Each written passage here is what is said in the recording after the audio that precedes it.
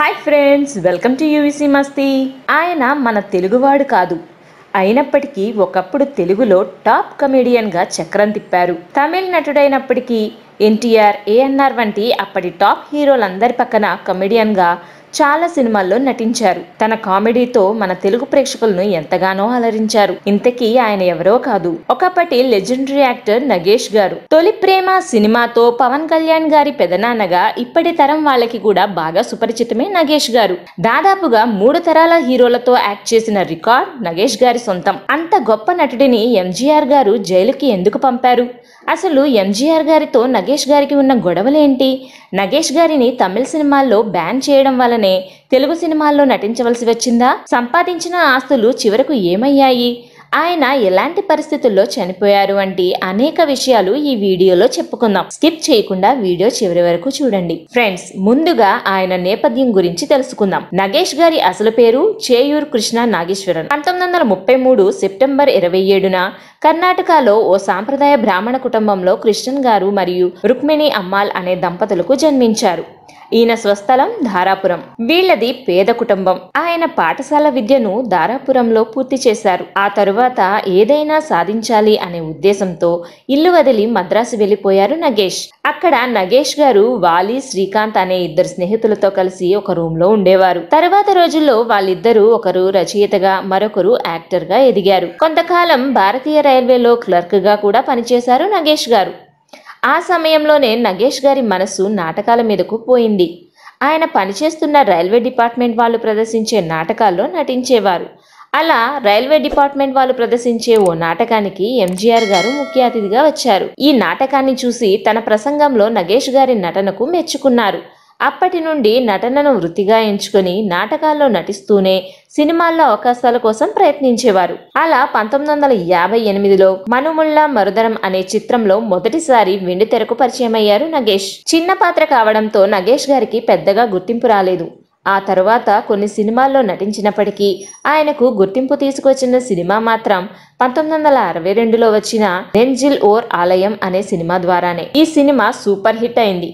ఇందులో నగేష్ గారికి ప్రముఖ నటి మనోరమ గారు జంటగా నటించారు. వీరిద్దరి హాస్యం బాగా పండడంతో ఈ జంట ఆ తరువాత ఎన్నో సినిమాల్లో నటించి హిట్ పేర్ గా బాగా పేరు తెచ్చుకుంది. ఆ తరువాత 1964లో నగేష్ గారు హీరోగా సర్వర్ సుందరం అనే సినిమా వచ్చింది. ఈ సినిమా నగేష్ గారి సినీ జీవితాన్ని ఒక మలుపు తిప్పింది.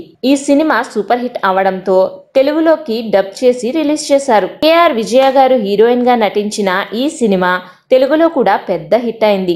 దాంతో నగేష్ గారు తెలుగు వాళ్ళకు కూడా అభిమాన నటుడిగా మారిపోయారు. అప్పటి నుండి నగేష్ గారు నటించిన సినిమాలు తెలుగులోకి డబ్ అయ్యేవి. అలాగే చాలా తెలుగు సినిమాల్లో కూడా ఈయనకు అవకాశాలు వచ్చేవి. ఎన్టీఆర్ గారి దేవత, వేటగాడు, కొండవీటి సింహం వంటి చాలా సినిమాల్లో ఈయన నటన ఎంతగానో ఆకట్టుకుంది. 1960ల కాలంలో అత్యంత డిమాండ్ ఉన్న నటులలో నగేష్ గారు కూడా ఒకరు. ఒకే సంవత్సరంలో 35 సినిమాల్లో నటించారు ఆయన. ఆ సమయంలో తమిళ ఇండస్ట్రీలో ఎంజి రామచంద్రన్ మరియు శివాజీ గణేశన్ గార్ల మధ్య వృత్తిపరంగా పోటీ ఉండేది. అయితే ఇద్దరు సినిమాల్లోనూ ఖచ్చితంగా నగేష్ గారు ఉండాల్సిందే. రామానాయుడు గారు తెలుగు, తమిళ భాషల్లో నిర్మించిన 15 చిత్రాల్లో నగేష్ గారు నటించారు. అలాగే ఆయన నిర్మించిన మొరటోడు చిత్రానికి దర్శకత్వం వహించారు నగేష్ గారు. నగేష్ గారి నటన హాలీవుడ్ యాక్టర్ అయిన జెర్రీ లూయిస్ ని పోలి ఉండడంతో ఆ రోజుల్లో ఆయనకు జెర్రీ లూయిస్ ఆఫ్ ఇండియా అనేవారు. ఒకానొక సందర్భంలో తమిళ సినిమా కొంతకాలం ఆయన్ను బ్యాన్ చేసింది.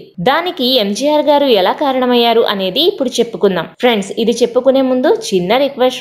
ఫ్రెండ్స్ మన ఛానల్లో వీడియోలను చాలా మంది చూస్తున్నారు కానీ సబ్స్క్రైబ్ చేసుకోవటం మర్చిపోతున్నారు. మా వీడియోలు మీకు నచ్చినట్లయితే మాత్రం మర్చిపోకుండా సబ్స్క్రైబ్ చేసుకోండి ఫ్రెండ్స్. దానితో మాకు కొంత మోటివేషన్ వస్తుంది. అలాగే మరిన్ని మంచి వీడియోలు మీకోసం తీసుకువస్తాం. మొదట్లో ఎంజీఆర్ గారి చాలా సినిమాలో నగేష్ గారు కలిసి నటించారు. ఎంజీఆర్ గారు ముఖ్యమంత్రి అయిన తరువాత ఒకానొక సందర్భంలో ఆయనను చూసి కూడా లేవలేదనే కారణంతో చిన్న ఈగో ప్రాబ్లం మొదలైంది వారిద్దరి మధ్య.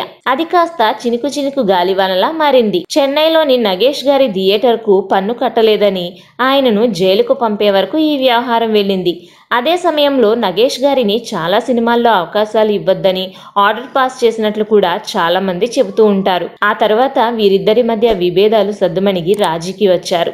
లోకనాయకుడు కమల్ హాసన్ గారికి నగేష్ గారి నటన అంటే చాలా ఇష్టం. ఆయన మీదున్న ఇష్టంతో కమల్ గారి ప్రతి సినిమాల్లో అప్పట్లో నగేష్ గారు నటించేవారు. విచిత్ర సోదరులు, ఇంద్రుడు చంద్రుడు సినిమాల్లో ఆయన చేత విలన్ రోల్స్ కూడా కమల్ గారు చేయించారు. తెర మీద ఎంతగానో నవ్విస్తూ అల్లరి చేసే నగేష్ గారు నిజ జీవితంలో ఎన్నో బాధలను అనుభవించారు. ఎప్పుడూ కష్టాల్ని బయటకు చెప్పుకునేవారు కాదు. ఆయన తండ్రి చనిపోయాక వాళ్ళ అమ్మగారిని ఆయనే దగ్గరుండి చూసుకునేవారు. సినిమాల్లో బాగా సంపాదించాక ఆయన ఒక కార్ని కొన్నారు. అందులో వాళ్ళ అమ్మగారు రుక్మిణమ్మను ఎక్కించుకుని తిప్పే సమయంలోనే ఆవిడ తుదిశ్వాస విడిచారు. ఆ క్షణాలే నన్ను ఎక్కువగా బాధ పెట్టాయి అని చాలా సందర్భాల్లో చాలా సార్లు బాధపడ్డారు ఆయన. తన సంపాదనలో ఎక్కువ శాతం రియల్ ఎస్టేట్ లో ఇన్వెస్ట్ చేశారు. అది కాస్త నష్టాలను మిగిల్చింది. ఆయన కొడుకు ఆనంద్ బాబును హీరోగా పరిచయం చేశారు. అతను కూడా సక్సెస్ కాలేదు.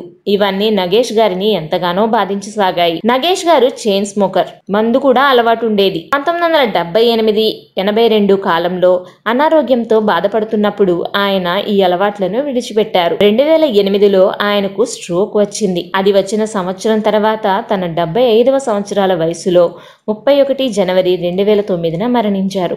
ఇది ఫ్రెండ్స్ లెజెండరీ కమెడియన్ నగేష్ గారి లైఫ్ స్టోరీ. ఈ వీడియో నచ్చినట్లయితే మర్చిపోకుండా ఓ లైక్ ఇచ్చి మా ఛానల్ ని సబ్స్క్రైబ్ చేసుకోండి ఫ్రెండ్స్. అలాగే ఈ వీడియో మీద మీ అభిప్రాయాన్ని కామెంట్ సెక్షన్ లో మాకు తెలియజేయండి. నగేష్ గారు నటించిన సినిమాల్లో ఏ సినిమాలో ఆయన కామెడీ మీకు బాగా నచ్చుతుందో కామెంట్స్ లో తెలియజేయండి. Thanks for watching friends. జై హింద్.